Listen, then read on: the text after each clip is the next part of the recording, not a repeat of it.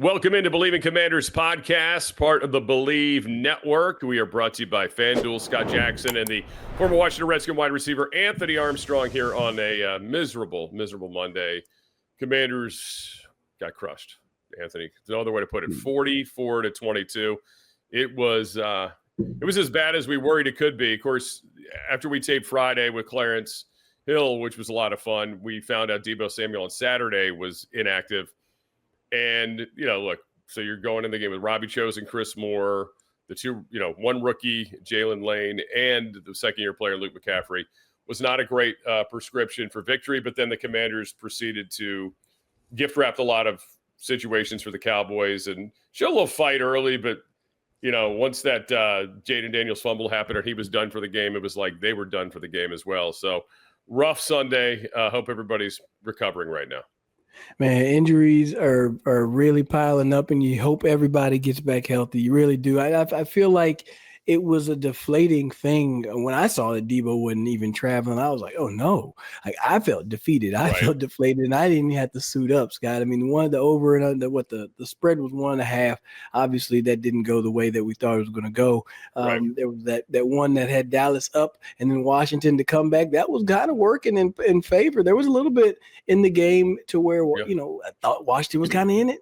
They were close enough where they just needed that one turnover. They still needed to, find some sort of a spark on offense. They couldn't make that happen. I saw Chris Rodriguez was able to stretch it in there and get, into the end zone. So just not enough, man, not enough. It is tough when you literally roll out there with your your fourth, fifth, sixth, then the few practice squad receivers, right? It was almost like open tryout, just like, hey, if anybody's available, come play football. We're playing a pickup game tomorrow, Sunday at AT&T Stadium. So it was rough, man. It was a rough one to watch. The over hit over there on FanDuel as well. It was 54.5. That hit in like the middle of the fourth quarter. Hit so early, I was like, God, dog it. But hey, if you played it, you would have won on that one.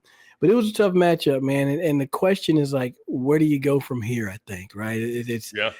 Are you going to go – you got some tough matchups ahead of you, Chiefs, Seahawks, Lions, Dolphins. Hell, the Dolphins may be the one that you're looking forward to the most. Sure. But you got some more other teams that you got to handle and you got to face first. So how do you go, put the best product on the field and give yourself a chance for victory this week? But first you got to digest this stuff. Yeah, Dan Quinn was asked about this after the game about, everything's on the table, in terms of personnel, changes and those type of things. Like, I don't think there's going to be any staff changes. I mean, this is year 2 for this group. That doesn't make any sense. You hired these people because you believed in them. In the defense's case, I know a lot of people like to get on Joe Witt. I mean, I hear it all the time in the post game. Like Joe Witt, Dan Quinn worked very closely together. Dan's on the headset. He's part of the game planning for the defense. So he knows what goes into it and things like that. I don't foresee anything like that happening. I don't think Kingsbury's going anywhere with all the different parts he's had to work with this year. So I think, first of all, stop that conversation. So it's going to have to come from within. There are, I guess, some things you could try. I don't know if they'll work. And then there's this small little matter of we don't even know who's playing quarterback Monday right now as we sit here and tape this thing slightly before noon Eastern because, Jayden Daniels left the game with a hamstring injury. It did say it was a right hamstring, luckily not a knee, not an ankle or anything, or not Achilles, for goodness sakes, or anything like that. So that's a big part of it. And FanDuel, by the way, has the Commanders already, without even knowing the quarterback, Anthony, is a 9.5-point underdog at Kansas City on Monday Night Football, and the Chiefs are humming right now. So it's a terrible prescription for, bouncing back. So let's just start with that. Like, what would you say as you watch this team, whether offense, defense, I guess you could throw special teams in there, although that's one of the few things that works out pretty well. Where would you start, like, digging in on the thing? Like, okay, maybe we need to make a change here. Maybe we need to make a change there. I think obviously you're going to go jump over there to the defensive side and just get people who are going to be able to execute better, right? Execute better. Because I'll say, hey, yes, they were in position. The DBs were in position to make the plays, and Pickens and CD were continuing to make just miraculous catches. But still, it's frustrating to sit there and watch. You're trying to execute a very difficult, technique to knock the ball out as it hits the receiver's hands when you're not tracking the ball. That's difficult as hell. Like, it's almost impossible, right? And it's really timely if you're able to do it. And then I get why you 1 second you don't want to look up because then you can lose track of the receiver. But there's a technique to that. I mean, I saw it later on in the Falcons and the 49ers game. Lenoir, however you say his name, Lenoir, number 2. He just backs in. He kind of backs up against the receiver so he can play the receiver and the ball at the same time. Lattimore wasn't doing that. He kind of does more of the hold and tries to swipe at the last second. That's not working. Right, you just got to get somebody that's going to be able to make a play on the ball. That's the simple thing that we're looking for now. Right, it was get tighter and play tighter in coverage. They started to do that, but now it's like, man, who's going to take the ball away? Who's going to tackle? Right, you saw they took Martin off the field late in the game, Quan Martin. So it's good. You got to tackle. You're getting down to the basics of football: tackling, catching. Right, running routes, getting open. But I'm saying you got to start on the defensive side, see if that does it, because, I mean, we've already obviously been decimated by injuries on offense. And you're not going to get to go and pull out the fun bunch, and the Smurfs from the back of Gary Clark and Ricky Sanders and crew. They ain't coming back. Santana Moss, they're not coming back. So what you got on offense is what you got, Scott. So it's defense for me. Yeah, I mean, I think it's a lot of it starts with defense, and just like the poor. Again, you go back to this a lot. The terrible complimentary football. Right before half, they actually looked like they got some momentum. They get in the end zone. They cut it to a 20-15 game, and you're like, all right, here you go. Leaving less than a minute left, 45 seconds to be exact, for Dallas to go 74 yards, but they do it in 35 seconds. Man. In 4 plays. I mean, that's just horrible.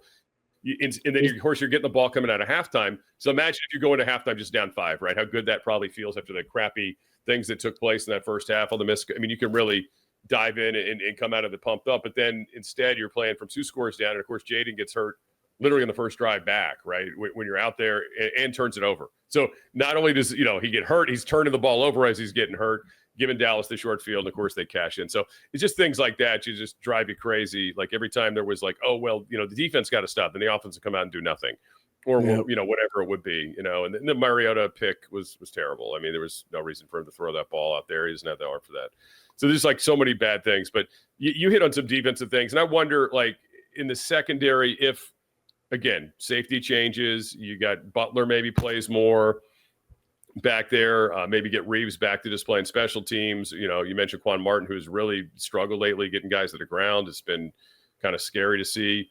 People have been obviously talking a lot about Lattimore, but, Sanders still hasn't had a great second year. It's been tough on him. Although I thought yesterday he made some plays.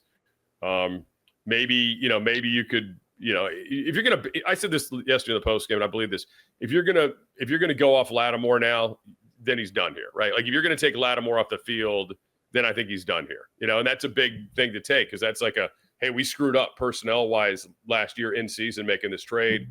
But I don't think he's the kind of guy you just sit down for a couple of weeks and think it's going to get better. You're going to play through it with him, or you're just not going to play him, and then maybe then he's through here. So I think that's a tough decision to make, but maybe one they feel like they have to, because to me, like, he's in position, and as you just said, he just doesn't seem to remember how to play it, like technique wise, and I get it. He gets flagged sometimes. It's BS. His reputation has hurt him over the years, but I don't know, man. I just feel like now it's between the ears with this guy as much as anything. Because, again, he's not out of the screen. He's like right on the guy, Yeah. He's just getting beat. He's not making any plays. Yeah, the other side of it would be just to simplify what you're doing on defense. Just, you know what I mean? Just like, hey, just get up there and we're playing press man. And that's it. You know what I mean? But you've shown that people are going to be able to get open on those things, but it's one of them things. It comes down to just making that play. And if you get those things rolling, it can create a momentum, right? But we've been saying it week after week. You just have to get the on-field performance to match up with it. You got to make some sort of shift. You got to make some sort of change just to shake things up and shock it. Because you've been in the same cycle, and I think it's kind of wearing on the guys. Now, I was noticing body language looked really defeated, in that matchup. And here's one thing that I would change too, especially with this matchup going against Kansas City, is that you have to, as Dan Quinn, I would say, change your policy on traveling injured players, because your top 3 dogs with Terry, Jayden, and Debo are likely out, in my opinion. I don't think that you can run Jayden out there with a hamstring, especially when he's already doesn't have weapons on the receiver. and then he isn't going to be able to run. That's a lame duck situation. If you don't put those guys on the plane and bring them to Kansas City to at least be a physical presence to support these young guys, then that 9.5 would hit. It may be more than that, right? I think that Kansas City may end up covering that thing. So it's like at this point, it's like, hey, it's almost like leadership by proxy. Like I need you, to look over there and see Jayden, and he can help you out with what he's reading and seeing, and then hear Terry motivate players, because having them separated from the team right now, as it's been over the past few weeks, I think right now you just really got to bring them back in and try to get everybody back in the fold. It's a push forward against Kansas City. Believe in Commanders podcast, part of the Believe Network. We are brought to you by FanDuel. Scott Jackson, former Washington Redskins, Anthony Armstrong with you. Please like, comment, and follow after the Commanders go down to the Cowboys 44-22. And again, they've dropped 2 in a row now, so they're no longer alternating wins and losses. It's 2 straight losses. And as you mentioned, man, the schedule coming up, I mean, you got to have major burgundy and gold glasses on to think that this is a good formula coming up here with the people they have available or don't have available, and seeing these type of opponents. Chiefs are rolling. You wanted to play the Chiefs like 5 weeks ago, not now. So all that being said, you got to put together a game plan and go in there. Do the best you can. You play fit. I would love to have seen them get more. Again, we talk about this every week, but get more persistent with the run. I get it. Dallas loaded the box, right? Bill didn't have a lot of room to run, but I don't know. And maybe this is like, be careful what you wish for, because a lot of us were wishing for Bill to get more of a prominent role. He's had it for 2 weeks, and it hasn't been good. Maybe it's got time to get back to running back by committee, which Chris Rodriguez, to me, would have been the perfect guy in the Monday night rainstorm. I get it. He was hurt. I don't think, he didn't carry the football. He was healthy yesterday, didn't touch the football till Mariota came in the second half, like in the third quarter, did some good things. But at that point, you're playing a few scores down. You can't really just suddenly, all right, we're going to lean into the run now. And again, Dallas loading the box. They knew who the Commanders had on the outside. But say you have Mariota, say Terry or Debo, or God, miracle, both would be available on Monday night for Mariota. I mean, then the Kansas City can't necessarily just, load up on you, right? Like, I mean, they're going to have to make some choices there. And I don't know. Maybe Bill is better in the committee for now, right? I don't know. I'm not saying he can't be the feature guy someday, but the last couple of weeks, it just hasn't looked like a feature guy. I mean, McNichols looks like the best of all of them, and he gets 1 or 2 plays a week. And it's frustrating because his run yesterday should have been like a highlight of the day, right? Like that run, setting up that touchdown, like bringing you back in this game at the end of the half. That should have been the highlight. But then the defense, of course, hands it right over to them on the next drive and lets Dallas get the 7 before half. On that McNichols run, I was thinking this guy has had 2 of the most impactful, I'm not going down without a fight runs. And I'm with you. I need to see more of them. And I do need to see more of Chris Rodriguez. I do not know what's going on. I do not know why that guy does not get on the field. Because when he gets on the field, he runs hard. He gets big runs. And he brings that physical presence that you don't get, that you're not getting from Bill. And I like what Bill brings to the table. But I really think that you're right in the fact that he needs to be in the by committee. It's the thunder and lightning type of a mix-up, right? Because Rodriguez is going to run into the brick wall and then break through the brick wall like the Kool-Aid man. Then Bill is going to get back behind the brick wall and then bounce around the corner and scurry around that edge while you're trying to, bulk up for the power run game. Those 2 things work hand in hand, but now you're eliminating one. And everybody's like, all right, Bill wants to bounce it outside. Right. Be patient. Here he comes, make the tackle. That's what the game plan is on him right now. That's what the game plan is on him right now. As somebody – go ahead. As somebody who does like college football play-by-play, like one of the big things I have to identify each game is who's the running back, right? Because teams change running back so much because there's different styles, and then so you have to identify the number. But think about that for defenses, right? They're thinking the exact same thing. Like, who's the personnel on the field? Is it the pounders, the slashers, the home run guy? Is the guy's the dual threat, or is this guy, more of a just if he's in there, he's getting the ball. They're gonna work him in the passing game. So I just think you've kind of taken away. You made it easier on the defense. Frankly, they're like, all right, Bill's the guy now. We know what he likes to do. We're going to load up on that. And Chicago gave you a really good blueprint. The Dallas, again, did a good job on it yesterday.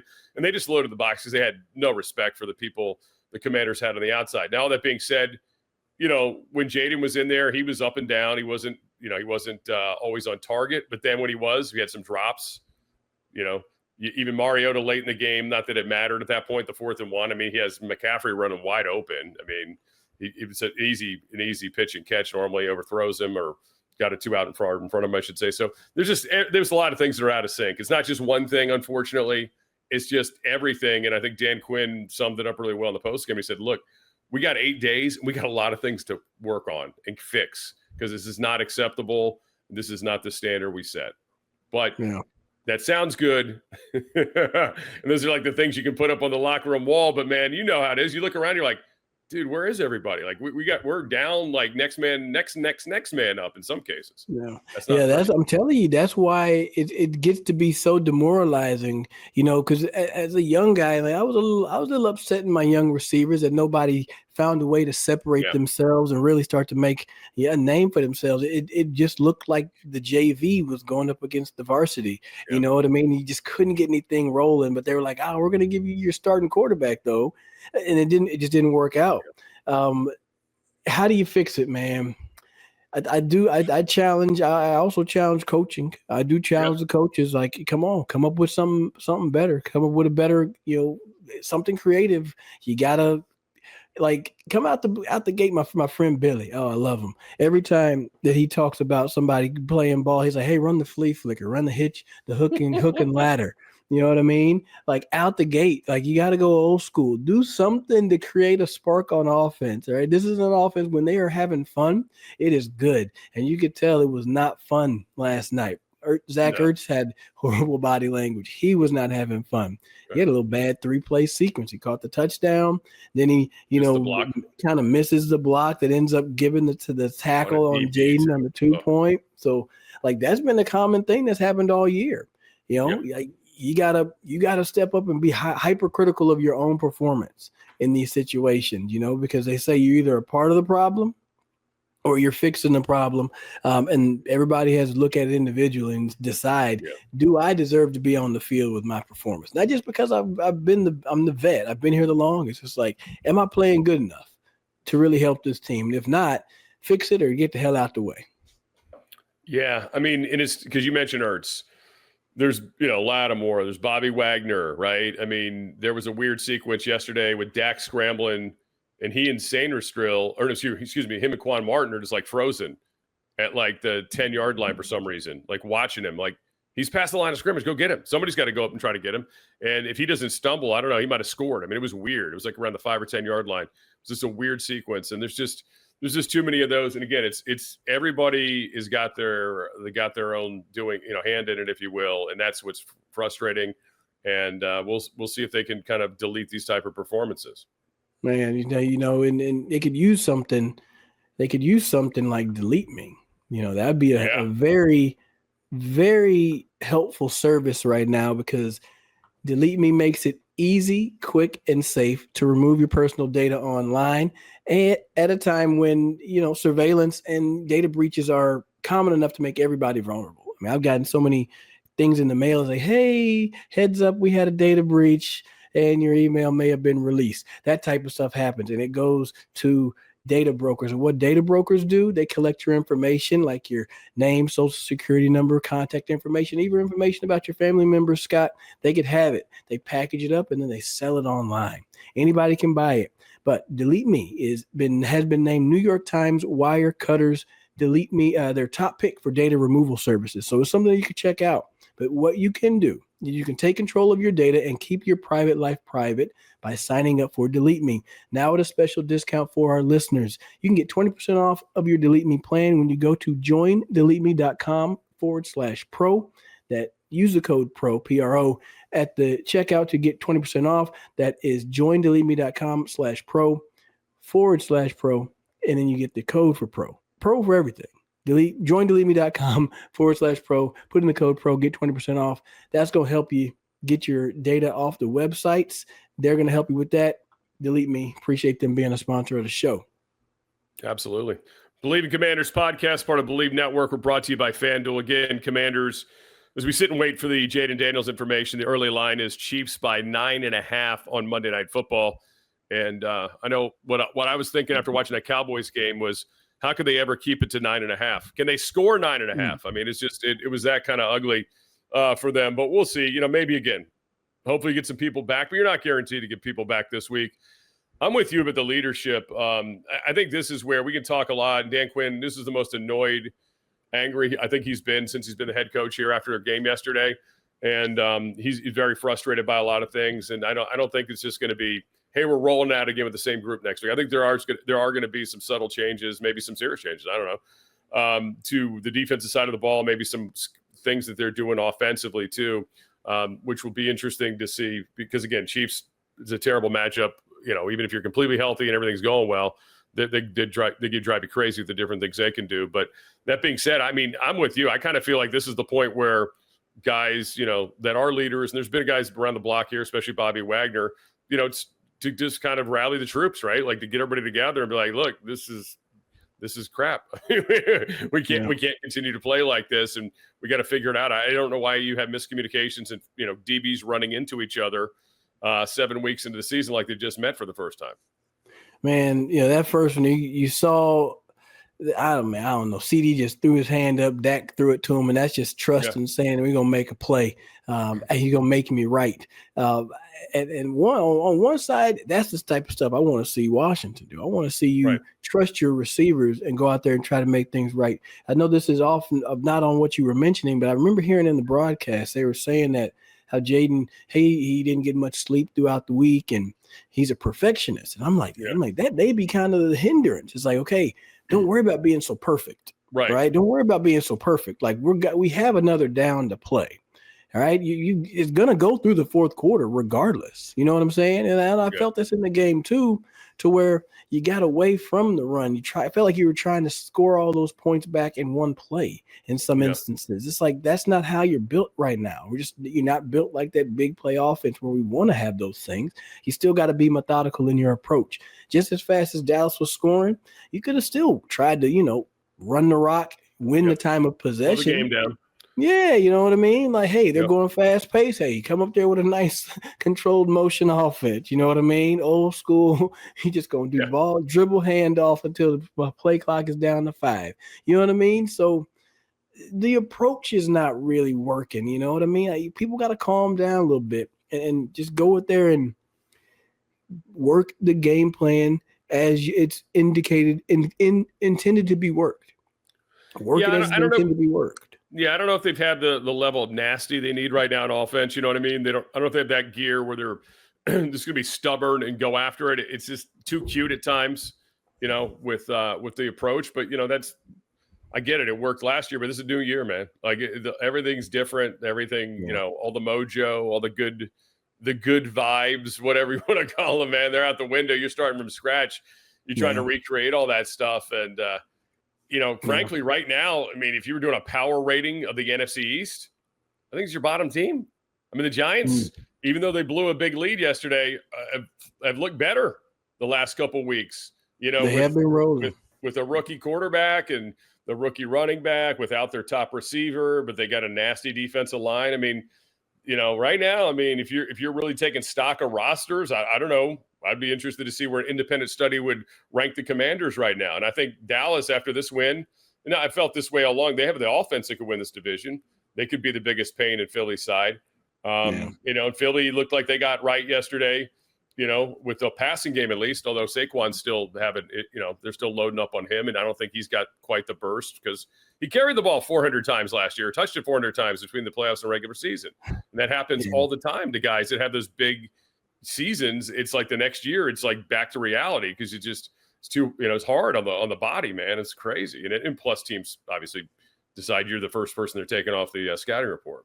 Man, the vision power has definitely kind of shifted for sure. You know what I mean? And then you're right. The Giants they're going to be that annoying, neighbor that's like they're Dennis the Menace right now. Yeah. That's what Jackson Dart is, and him and Scatterboo. They're like Dennis the Menace. They don't know any better. Arm and hammer. They don't care. Arm and Hammer is a great nickname, by the way. I like Great it. Arm and Hammer. Yeah. I've been calling them Stormin' and Mormon, man. These suckers here are they're gonna ruin some Christmas. And like I said, that defense is just annoying enough. And then it's like Dallas is the exact opposite, like you say. But it's one of those things, man. Like you won 12 wins last year. You made it all the way to the NFC Championship game. Found 7 different ways to win. Those could have went a completely different. They could have went the exact opposite last year. But you don't apologize for it. You know, you don't apologize for it. Now you got a schedule of saying, hey, if you want to beat that 12-win team, NFC Championship team, these are the people you got to beat. Yeah. So this is nothing but a litmus test to me, right? This is that litmus test season. And you do take stock and you say, okay, yeah, we're not there just yet, right? But then obviously the injuries are the injuries, but you still have to say we're still not there. You know, we're still not there. How do we improve? And we talked about it. You know, maybe that rebuild is kind of like you got to take a couple of steps back or not. I figured they were, 1 or 2 players away from getting to the Super Bowl. And it seems like, well, it doesn't help when you lose, some key players. So they never really even had everything put together like they assembled. You know what I mean? Always missing one ingredient. You ever tried to make something and you miss one ingredient? You're like, we don't need that. It's like you can't run up to the store and get the ingredients they need now. I mean, it's like there's not a lot of options out there, right? It's like whatever you got in house is all it's going to be. And frankly, especially if you keep losing games, there's no reason to do anything drastic before the trade deadline, unless it's the other way and you're trying to get capital back. You know what I mean? There's no reason to go reach for one guy or what have you. That's not going to help you. As it is, they're short on draft picks anyway going into next year. So that's what could be interesting to watch here these next few weeks. If they just decide, hey man, this is just too much to deal with these injuries and all these other things going on. Let's try to get something back going into next year. And I know nobody's going to want to hear that, but that might be something they have to face a little reality on. But they got a few weeks to see. But it's not. It's getting here quicker than you want it to, and people aren't coming back as quick as they need to at this point. So it's a real tough stretch. You're right. I mean, really going into that bye after the Dolphins. I mean, can they get 2 more wins between now and then? Can you win 2 either Kansas City, Seattle, or Detroit? And I think the Miami seems like the easy one, but I don't know if it's easy. Can you get 2? Can you get 2 to 3? You certainly don't want to go 1-4 in that, or 1-3 in that stretch. But can you get 2 or 3 of them would be great. But I mean, right now, it's hard to envision it being favored in any of those games outside of Miami, frankly. Yeah, it's gonna take a perfect performance. I mean, can it happen? Yes. Can it happen? Yes. What's the likelihood? Yeah. Probably pretty slim. I mean, you got to just say, the Jimmys versus the Joes, right? Who can come together better? Who can, rally up and just put the best performance out there? You're going to be, understaffed on one side of the ball. That's just going to be the matchup, right? You've seen some people win Super Bowls with a lot of unknown receivers. We ain't up for the Super Bowl this year, but we don't even have our starting quarterback, or may not. So it's going to be tough. It's going to be tough. But can you do it? If 2/3 of the 3, of the trio come out, I'm talking about all defense and special teams find a way to do something, then that's going to give you a chance. Right now, because it's going to take the offense a little bit while to wake up. But hell, the defense is going to have to at least show up strong first half to give ourselves some chances in a lot of these matchups. Well, we'll see as the week goes on. We'll be back again once we get the full word on Jayden Daniels. We'll have a Chiefs preview later on this week too. But my short abbreviated Cliff Notes version of the Chiefs, they roll in. So that's the abbreviation of what's happening with them. Again, follow, comment, please. Believe in Commanders podcast, part of the Believe Network. And again, brought to you by FanDuel. Right now, Commanders 9.5-point dog on the road. Monday Night Football, a week from today at Kansas City. For Anthony Armstrong, Scott Jackson, until next time, hey, thanks for tuning in. We'll talk to you soon. Hopefully better days ahead.